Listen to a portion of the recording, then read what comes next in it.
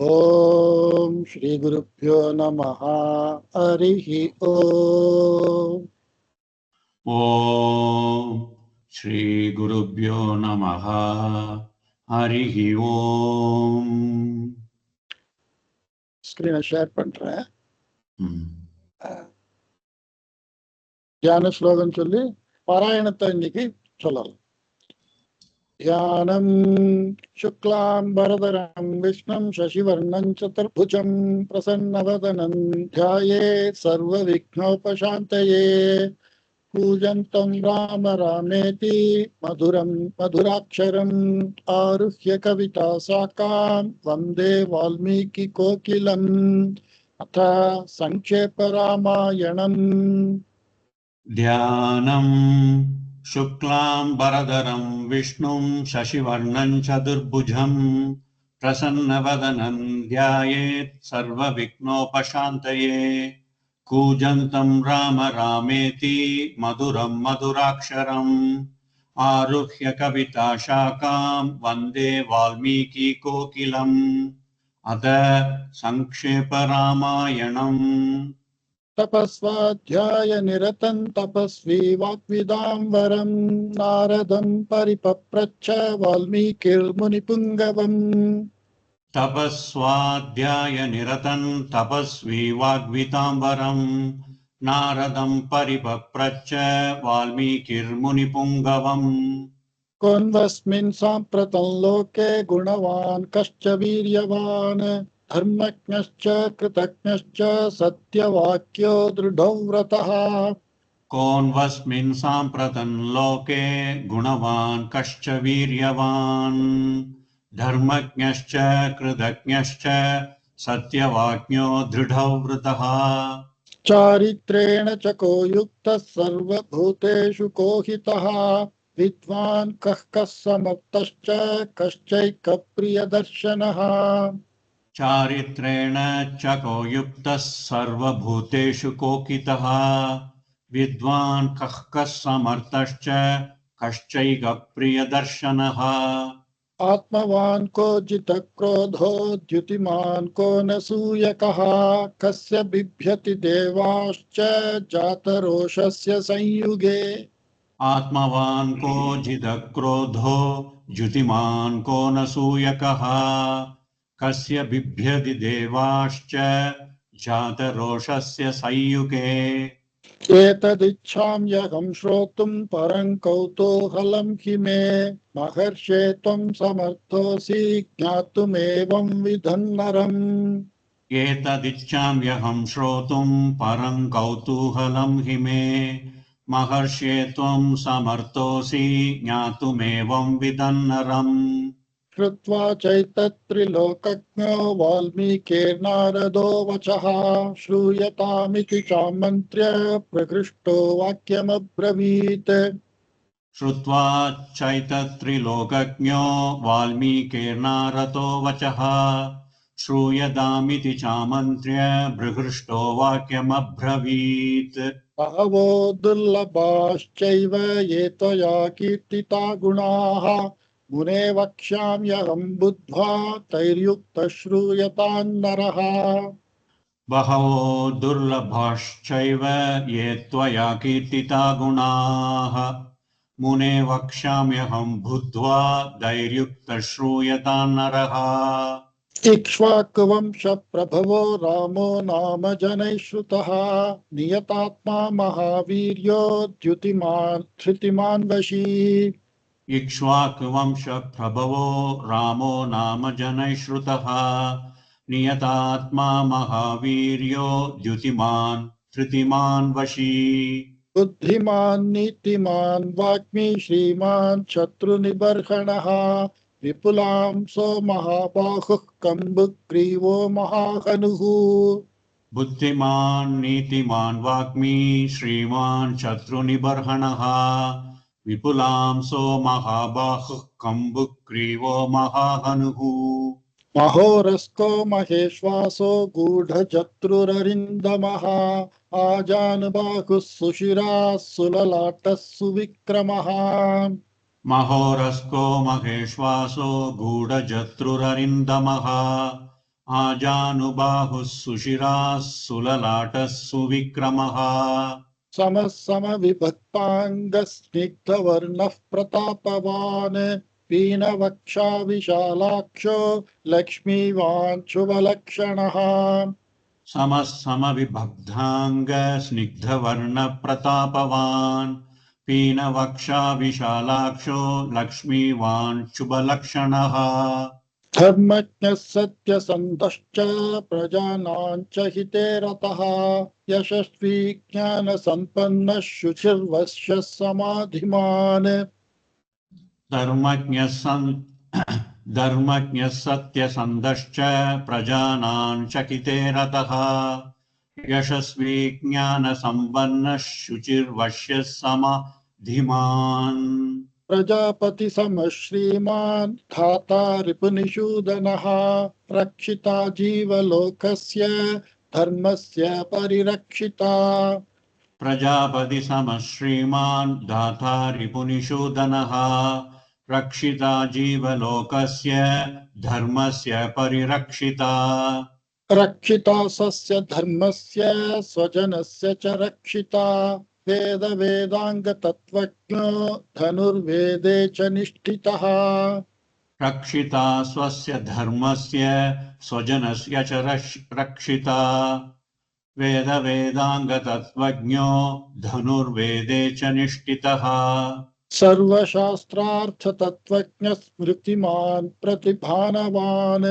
सर्वलोकप्रियः साधुरदीनात्मा विचक्षणः सर्वशास्त्रार्थतत्त्वज्ञः स्मृतिमान् प्रतिभानवान् सर्वलोकप्रियः साधुरदीनात्मा विचक्षणः सर्वदाभिगतः सद्भिः समुद्र इव सिन्धुभिः आर्यः सर्वसमश्चैव सदैवः प्रियदर्शनः सर्वदाभिगतः सद्भिः समुद्र इव सिन्धुभिः आर्यः सर्वसमश्चैव सदैव प्रियदर्शनः स च सर्वगुणोपेतः कौसल्यानन्दवर्धनः समुद्र इव गाम्भीर्ये धैर्येण हिमवानिव स च सर्वगुणोपेतः कौसल्यानन्दवर्धनः समुद्र इव गाम्भीर्ये धैर्येण हिमवानिव विष्णुना सदृशो वीर्ये सोमवत्प्रियदर्शनः कालाग्निसदृशः क्रोधे क्षमया पृथिवी समः विष्णुना सदृशो वीर्ये सोमवत्प्रियदर्शनः कालाग्निसदृशक्रोधे क्षमया पृथिवी समः धनदेन समस्त्यागे सत्ये धर्मैवापरः तमेवं गुणसम्पन्नं रामं सत्यपराक्रमम् धनदेन समस्त्यागे सत्ये धर्मैवापरः तमेवं गुणसम्पन्नं रामं सत्यपराक्रमम् ज्येष्ठं श्रेष्ठगुणैर्युक्तं प्रियं दशरथः सुतं प्रकृतीनां हितैर्युक्तं प्रकृतिप्रियकाम्यया ज्येष्ठं श्रेष्ठगुणैर्युक्तं प्रियं दशरथः सुतं प्रकृतीनां हितैर्युक्तं प्रकृतिप्रियकाम्यया यौवराज्येन संयोक्तुम् ऐच्छत् प्रीत्या महीपतिः तस्याभिषेकसंभारान् दृष्ट्वा भार्याथ कैकेयी यौवराज्येन संयोक्तुं मैच्छत् प्रीत्या महीपतिः तस्याभिषेकसंभारान् दृष्ट्वा भार्याथ कैकेयी पूर्वं दत्तवरा देवी वरमेन मयाचत विवासनं च रामस्य भरतस्याभिषेचनम् पूर्वं दत्तवरा देवी वरमेन मयाचत विवासनं च रामस्य भरतस्याभिषेचनम् स सत्यवचनात् राजा धर्मपाशेन संयतः विवासयामास सुतं रामं दशरथः प्रियम् ससत्यवचनात् राजा धर्मपाशेन संयतः विवासयामास सुतं रामं दशरथः प्रियम् स जगामवनं वीरः प्रतिज्ञामनुपालयन् पितुर्वचन निर्देशात् कैकेय्याः प्रियकारणात् स जगामवनं वीरः प्रतिज्ञामनुपालयन् पितुर्वचननिर्देशात् कैकेय्याः प्रियकारणात् संव्रजन्तं प्रियो भ्राता लक्ष्मणो नु जगामः स्नेहाद् विनयसम्पन्नः सुमित्रानन्दवर्धनः तं व्रतञ्जं प्रियो भ्रातात् लक्ष्मणोऽनुजगामः स्नेहात् विनयसम्पन्नः सुमित्रानन्दवर्धनः भ्रातरन्दयितो भ्रातुः सौभ्रात्रमनुदर्शयन् रामस्य दयिता भार्या नित्यं प्राणसमाहिता भ्रातरन्दयितो भ्रातुः सौभ्रात्रमनुदर्शयन् रामस्य दयिता भार्या नित्यं प्राणसमाहिता जनकस्य कुले जाता देवमायेव निर्मिता सर्वलक्षणसम्पन्ना नारीणामुत्तमावधूः जनकस्य कुले जाता देवमायेव निर्मिता सर्वलक्षणसम्पन्ना नारीणामुत्तमावधूः सीताप्यनुगता रामं शशिनं रोहिणी यथा पौरैरनुगतो दूरं पित्रा दशरथेन च सीताप्यनुगता रामं शशिनं रोहिणी यथा पौरैरनुगतो दूरं पित्रा दशरथेन च शृङ्गवेरपुरे सूतं गङ्गाकूले व्यसर्जयत् गुहमासाद्य धर्मात्मा निषादाधिपतिं प्रियम् शृङ्गवेरपुरे सूतं गङ्गाकूले व्यसर्जयत् गुहमासाद्य धर्मात्मा निषादाधिपतिं प्रियम् गुहेन सहितो रामो लक्ष्मणेन च सीतया देवनेन वनं गत्वा नदीस्तीर्त्वा बहूदकाः गुहेन सहितो रामो लक्ष्मणेन च सीतया देवनेन वनं गत्वा नदीस्तीर्त्वा बहूदकाः चित्रकूटमनुप्राप्य भरद्वाजस्य शासनात् रम्यमावसतं कृत्वा रममाणा वने त्रयः चित्रकूटमनुप्राप्य भरद्वाजस्य शासनात् रम्यमावसतं कृत्वा रममाणा वने त्रयः देवगन्धर्वसङ्काशास्तत्र ते न्यवसन् सुखम् चित्रकूटं गते रामे पुत्रशोकातुरस्तदा देवगन्धर्वसङ्काशास्तत्र ते न्यवसन् सुखम् चित्रकूटं गते रामे पुत्रशोकातुरस्तथा राजा दशरथः स्वर्गं जगाम विलपन् सुतम् मृते तु तस्मिन् भरतो वसिष्ठः प्रमुखैर्द्विजैः राजा दशरथः स्वर्गं जगाम विलपन् सुतम् मृते तु तस्मिन् भरतो वसिष्ठप्रमुखैर्द्विजैः नियुज्यमानो राज्याय नैच्छत् राज्यं महाबलः स जगामवनं वीरो रामपादप्रसादकः नियुज्यमानो राज्याय नैच्छत् राज्यं महाबलः स जगामवनं वीरो रामपादप्रसादकः गत्वा तु स महात्मानं रामं सत्यपराक्रमम् अयाच्छत् भ्रातरं राममार्यभावपुरस्कृतः गत्वा तु स महात्मानं रामं सत्यपराक्रमम् अयाचत् भ्रातरं रामं मार्यभावपुरस्कृतः त्वमेव राजा धर्मज्ञ इति रामं वचोब्रवीत् रामोऽपि परमोदारः सुमुखः सुमहायशाः त्वमेव राजा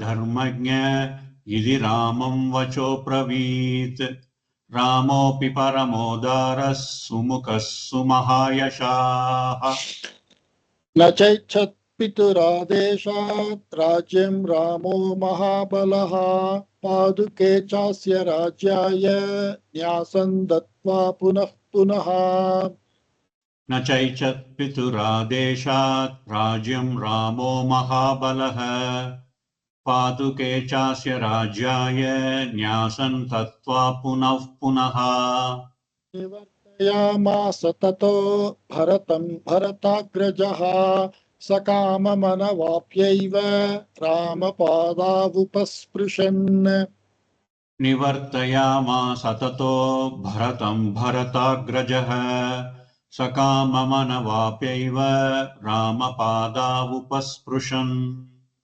नन्दिग्रामे करोत् राज्यं रामागमनकाङ्क्षया गते तु भरते श्रीमान् सत्यसन्धो जितेन्द्रियः नन्दिग्रामे करोत् राज्यं रामागमनकाङ्क्षया गते तु भरते श्रीमान् सत्यसन्धो जितेन्द्रियः रामस्तु पुनरालक्ष्य नागरस्य जनस्य च तत्रागमनमेकाग्रो दण्डकान् प्रविवेशः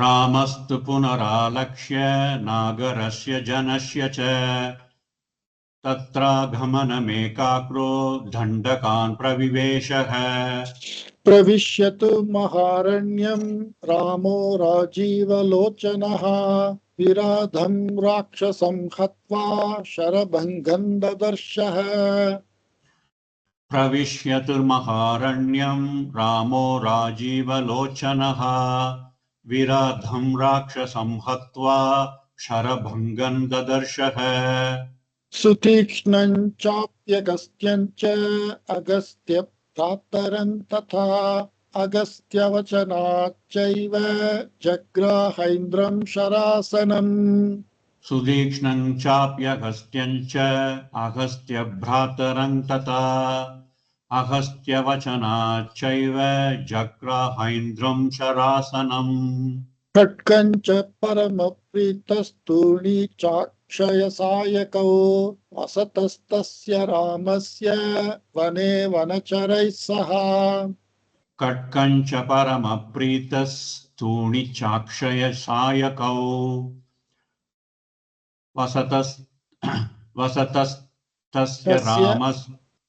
वसतस्तस्य रामस्य वने वनचरैः सह ऋषयोऽभ्यागमन् सर्वे वधायासुररक्षसां स तेषां प्रतिशुश्राव राक्षसानां तदा वने ऋषयोऽभ्यागमन् सर्वे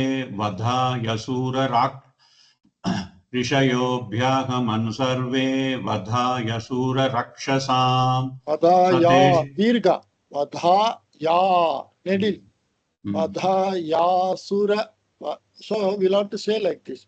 ऋषयोऽभ्यागमन् सर्वे वधायासुर रक्षसाम्. Okay. ऋषयोऽभ्यागमन् सर्वे वधायासुररक्षसां स तेषां प्रतिशुश्राव राक्षसानां तद्धावने प्रतिज्ञातश्च रामेण वधः संयति रक्षसाम् ऋषीणामग्निकल्पानां दण्डकारण्यवासिनाम्. प्रतिज्ञातश्च रामेण वधः संयति रक्षसां ऋषीणामग्निकल्पानां दण्डकारण्यवासिनाम् तेन तत्रैव वसता जनस्थाननिवासिनी विरूपिता शूर्पणखा राक्षसी कामरूपिणी. तेन तत्रैव वसता जनस्थाननिवासिनी विरूपिता शूर्पणखा राक्षसी कामरूपिणी. ततः शूर्पणखा वाक्याद्युद्युक्तान् सर्वराक्षसान् खरं त्रिशिरसञ्चैव दूषणञ्चैव राक्षसम् ततः शूर्पणखा वाक्या दुत्युक्तान् सर्वराक्षसान् करन् त्रिशिरसञ्चैव दूषणञ्चैव राक्षसम् निजघानरणे रामस्तेषां चैव पदानुगान् वने तस्मिन् निवसता जनस्थाननिवासिनाम् निजघानरणे रामस्तेषां चैव पदानुगान् वने तस्मिन् निवसता जनस्थाननिवासिनाम् राक्षसान् निहतान् यासन् सहस्राणि चतुर्दश ततो ज्ञातिवधं श्रुत्वा रावणः क्रोधमूर्छितः रक्षसान् निहतान् यासन् सहस्राणि चतुर्दश ततो ज्ञातिवधं श्रुत्वा रावणः क्रोधमूर्छितः सहायं वरयामास मारीचन्नाम राक्षसं वार्यमाणः सुबहुशो मारीचेन स रावणः सहायं वरयामास मारीचन्नाम राक्षसं वार्यमाणः सुबहुशो मारीचेन स रावणः. Very good ஸ்லாக்கியம். ஸோ 50 ஸ்லோகம் வரைக்கும் நம்ம பிராக்டிஸ் பண்ணியாச்சு. இன்னில இருந்து 51வது ஸ்லோகத்தை ஆரம்பிக்கிறேன். நா விரோதோ பலவதா நா விரோதோ பலவதா க்ஷமோ ராவண தேன தே. ஸோ இதெல்லாம் சின்ன சின்ன வார்த்தைகள். அனா திருத்திய து தத்து வாக்கியம். அனா திருத்திய து தத்து வாக்கியம். ராவணः கால சோதிதா. ராவணः இங்க விசர்காக்கு அடுத்தாப்புல கவர்கா கா இருக்கு, கவர்கா இல்லை கா இருக்கு, அதனால ஜிஹ்வா மூல்யம். ந விரோதோ பலவதா க்ஷமோ ராவண தேன தே அநாத்ருத்யத் தத்வாக்யம் ராவணः கால சோதிதः. ஓகேயா? ஒரு தடவை சொல்லணுமா? ஓகே ஒரு தடவை ஓகே. நா விரோதோ பலவதா க்ஷமோ ராவண தேன தே அநாத்ருத்ய து தத் வாக்கியம் ராவணः கால சோதிதா. அத ராகமா சொல்லும் போது இந்த பீஸா உள்ள சொற்களை எல்லாம் சேர்த்து ராகமா சொல்றேன். ந விரோதோ பலவதா க்ஷமோ ராவண தேன தே அநாத்ருத்யத் தத்வாக்யம் ராவணः கால சோதிதா. 40. ஜகாம சஹ மாரீச்சஸ் தஸ்யாஶ்ரம பதன் ததா. அனுஸ்வாராக்கு அடுத்தாப்புல தவர்க்கம், அதனால தன மாதிரி சொல்லணும். ஜகாம சஹ மாரீச்சஸ் தஸ்யாஶ்ரம பதன் ததா தேன மாயாவினா. மாயா ரெண்டும் நெடில். மாயா வினா வி குறில் நா நெடில். தேன மாயாவினா தூர மப வாஹ்ய. தூர மப வாஹ்ய திருபாத்மஜௌ. திருபாத்மஜௌ ஆத்மஜௌ திருப ஆத்மஜௌ. அது வார்த்தை, ரெண்டு வார்த்தை சேர்ந்து சந்தி பண்ணிருக்கு. திருபாத்மஜௌ ராஜகுமாரர்கள் அப்படின்னு அர்த்தம். ஜகாமசஹ மாரீச்சஸ்தஸ்யாஶ்ரம பதன் ததா தேன மாயாவினா தூரம் அபவாஹ்ய நிருபாத்மஜௌ. ஓகேவா? ஓகே. ஜஹார பாரியாம் ராமஸ்ய கிருத்ரம் கிருத்ரம் த மகாபிராணம் கிருத்ரம் ஹத்வா ஜட்டாயுஷம் ஜட்டாயுஷம் ஜட்டாயு தமிழ்ல ஜடாயுன்னு அதை மிருதுவா சொல்றோம். சமஸ்கிருதத்துல உள்ள எழுத்து பிரகாரம் அது கர்க்கஷா. ஜட்டாய் ஜட்டா பட்ட பட்ட பட்ட பட்ட பட்ட கட்டக் கட்டக் அந்த ட சொல்லணும். ஜட்டாயுஷம், நாட் ஜடாயு. தா சொல்லக்கூடாது. ஓகே, இது சின்ன சின்ன எல்லாமே சின்ன சின்ன வார்த்தை.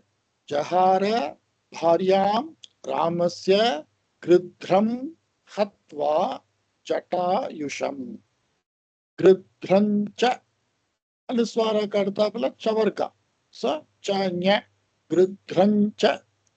நிகத்தம் திருஷ்டுவா அனுஸ்வாரக்கு அடுத்தாப்புல தகாரா ச தன. நிகத்தம் திருஷ்டுவா. கிருதாம் ஹ்ரு கிருதாம் ஸ்ருத்வா ச மைதில் மைதிலீம் மைதிலீம். மைதிலி சீதா, இன்னொரு பேரு மைதிலி. ஜஹார்ய பாரியாம் ராமஸ்ய கிருத்ரம் ஹத்வா ஜட்டாயுஷம். கிருத்ரஞ்ச நிகதம் திருஷ்ட்வா ஹ்ருதாம் ஸ்ருத்வா ச மைதிலீம். ஓகே, அது ஓகே. ராகவஸ் விசர்க அடுத்தாப்புல ஷகாரா சோ ஷ். ராகவஷ் ஷோக சந்தப்தோ. தப்தோ தப்பு அப்படி சொல்றப்ப அந்த தப்தோ. ஷோக சந்தப்தோ. ராகவஷோக சந்தப்தோ விலலாபா குலேந்திரியஹ. விலலாபா குலேந்திரியஹ. ராகவஷோக சந்தப்தோ விலலாபா குலேந்திரியஹ. ததஸ் தேனைவ தேனைவ ஷோகேன கிருத்ரன் தத்வா தத்வா மகாபிராணா தத்வா ஜட்டாயுஷம். கிருத்ரம் அனுஸ்வாரக்கு அடுத்தாப்புல தவர்க்கம் இருக்கு, அதனால தன. கிருத்ரம் தத்வா ஜட்டாயுஷம். ராகவஷோக சந்தப்தோ விலலாபா குலேந்திரியஹ. ததஸ்தேனைவ ஷோகேன கிருத்ரம் தத்வா ஜட்டாயுஷம். Okay, okay. அடுத்த ஸ்லோகம். மார்க மானோ வனே. இந்த நா இப்படி இருந்ததுன்னா 3 சுழி நா. தமிழ்ல உள்ள 3 சுழி நா. இன்னொரு நா அது 2 சுழி. இங்க கோர தர்ஷனம், இங்க நம்மன்னு இருக்கு. இது முனி நாக்கால சொல்லக்கூடியது 2 சுழி நா. இந்த நா இப்படி போட்டிருக்க. இந்த நா இது 3 சுழி நா, நடு நாக்குல சொல்றோம். மார்கமானோ வனே சீதாம் ராட்சசம் சந்ததர்ஷ.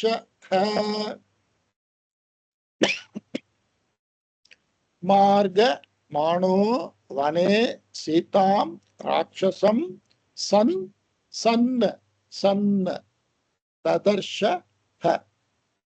மார்கமானோ வனே சீதாம் ராட்சசம் சந்ததர்ஷ. கபந்தம் நாம. சோ அனுஸ்வர கர்த்தாப்புல நகாரா, நான் தவறுக்கம், அதனால கபந்தன் நாம. ஸ்ரீமன் நாராயணா அப்படி சொல்றோம். ஸ்ரீமத் ராமாயணம், அத ஸ்ரீமன் ராமாயண. ஸ்ரீமத் நாராயணா, அத ஸ்ரீமன் நாராயணா. அந்த சந்தி அதே மாதிரி இங்க கபந்தன் நாம ரூபேண விகிருத்தங்க.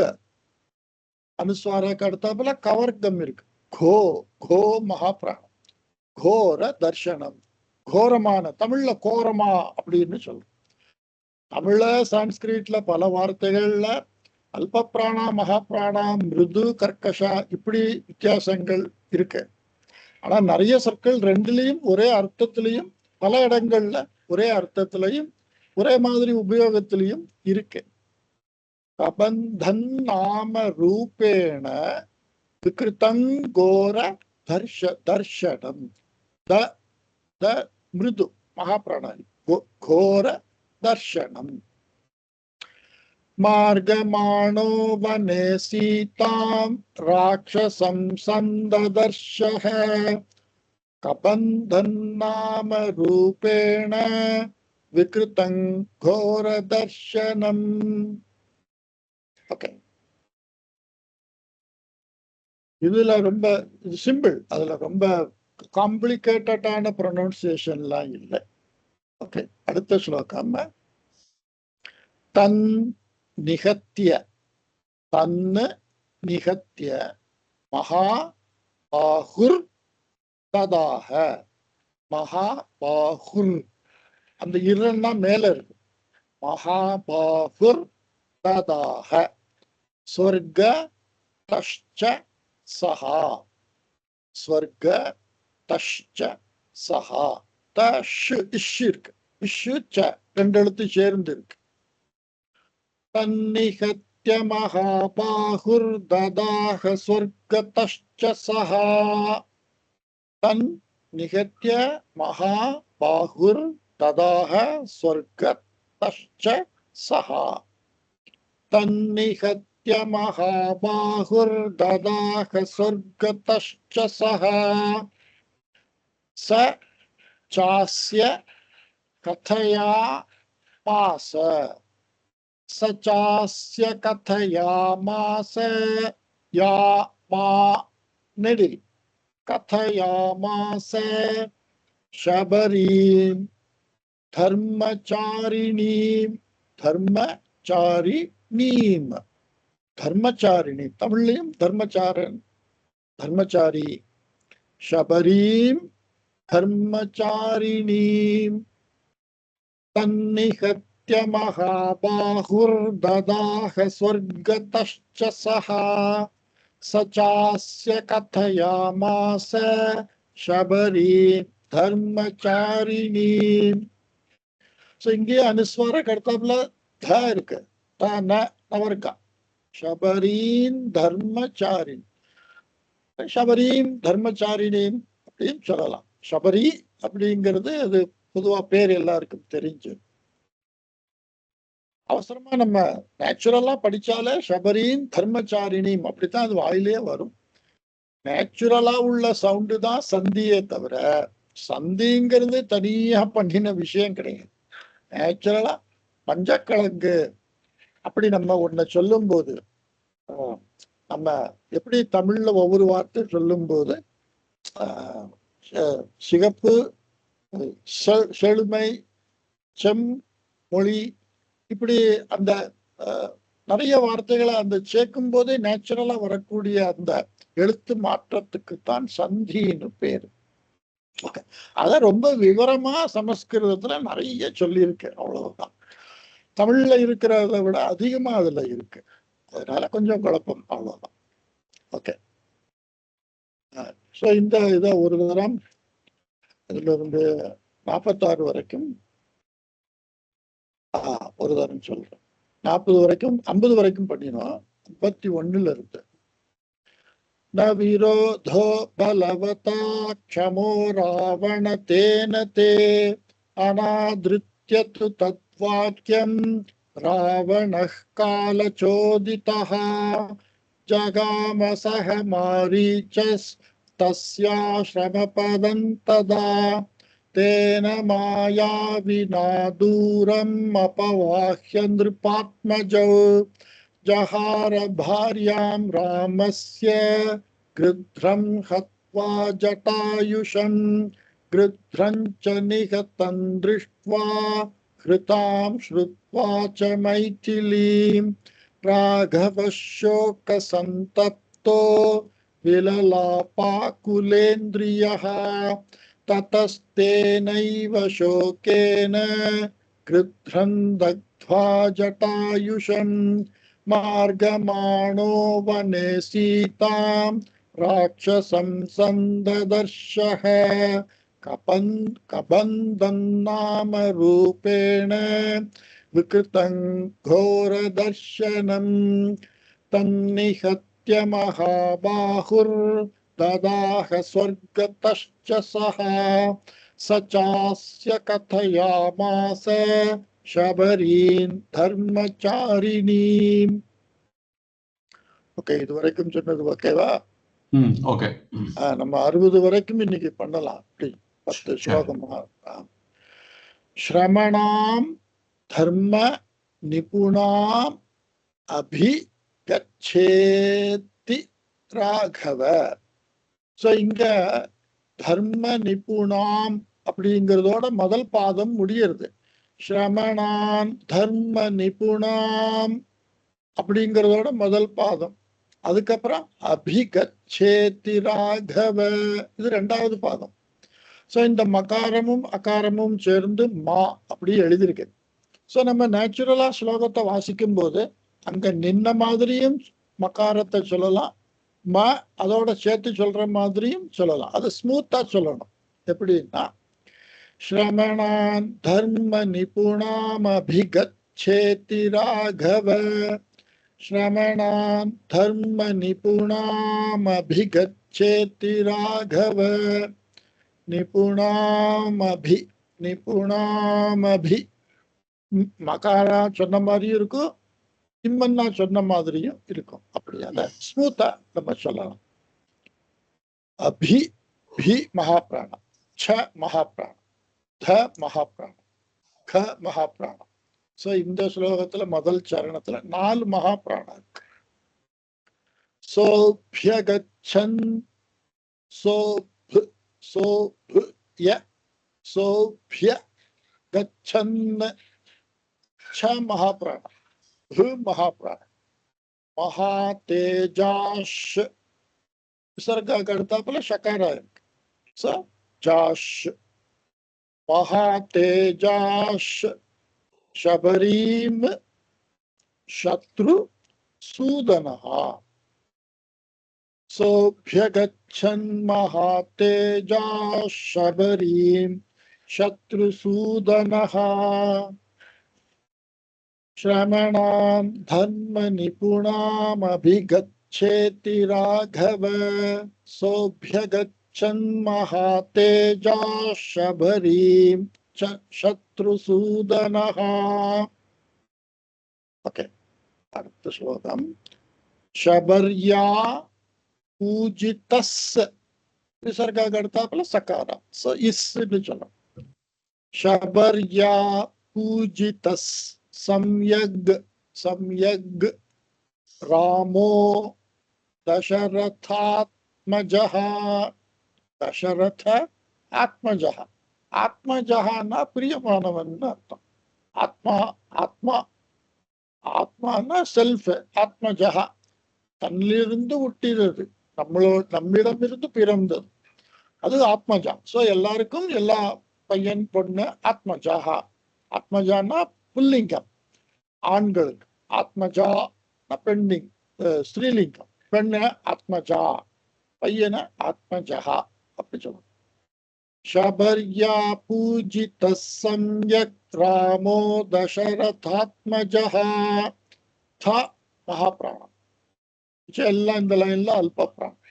ஷபர்யா பூஜித சம்யக் ராமோ தசரதாத்மஜஹா. தசரதாத்மஜஹா.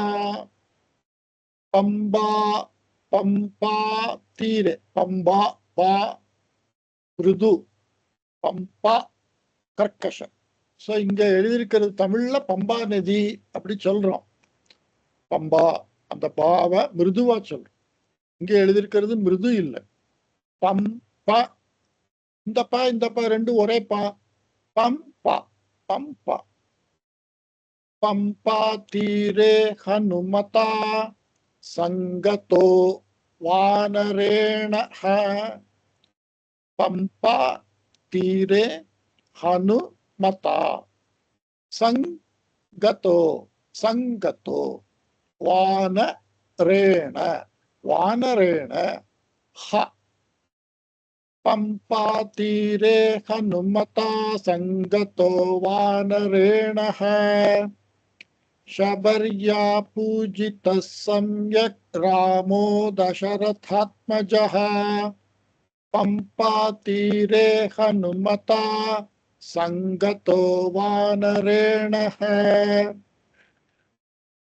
ஓகேவா? ஓகே.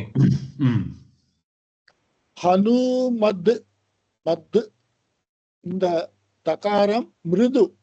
ஹனுமத் வச்சனாச் சைவ வச்சனாச் சைவ ஹனுமத் வச்சனாச் சைவ ஹனுமத் வச்சனாச் சைவ சுக்ரீவேண சுக்ரீவேண சமாகதः சமாகதः ஹனுமத் வச்சனாச் चैव सुग्रीवेण समागतः सुग्रीवाय सुग्रीवाय च तत् सर्वं सुग्रीवाय च तत्सर्वं शंसद् शंसद् रामो महाबलः शंसद्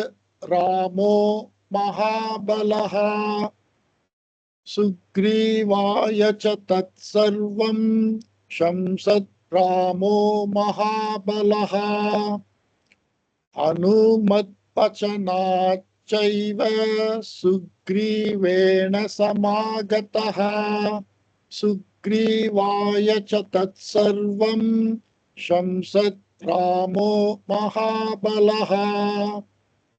ஓகேவா? ஓகே. 60வது ஸ்லோகம். ஆதிதஸ் ஆதிதஸ் தத் யதா விருத்தம் விருத்தம் ஒரு இத்தன்னா போட்டு இத்த விருத்தம் ஆதிதஸ் தத் யதா விருத்தம் இத்தனை வார்த்தை சேர்ந்து ஒரே வார்த்தைய எழுதிருக்கு. இத்தனை சொற்கள் சேர்ந்து ஒரு சொல் மாதிரி இருக்கு. ஆதி தஸ் தத் யதா விருத்தம் ஆதி தஸ் தத் யதா விருத்தம் இது எல்லாத்தையும் சேர்த்து கேப் இல்லாம சொன்னா ஆதி தஸ் தத் யதா விருத்தம் சீதா யாஷ்ச விசேஷதः சீதா யாஷ்ச விசேஷதः आदितस्तद् यथा वृत्तं सीतायाश्च विशेषतः सुग्रीवश्चापि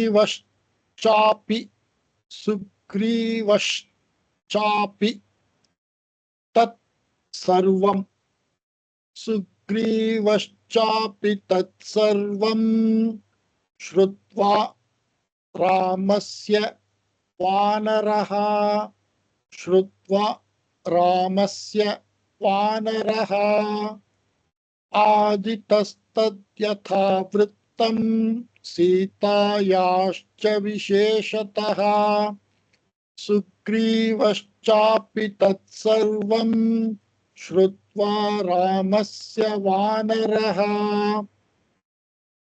ஓகே, இங்கிருந்து மறுபடியும் ஒரு தரம் சொல்றேன்.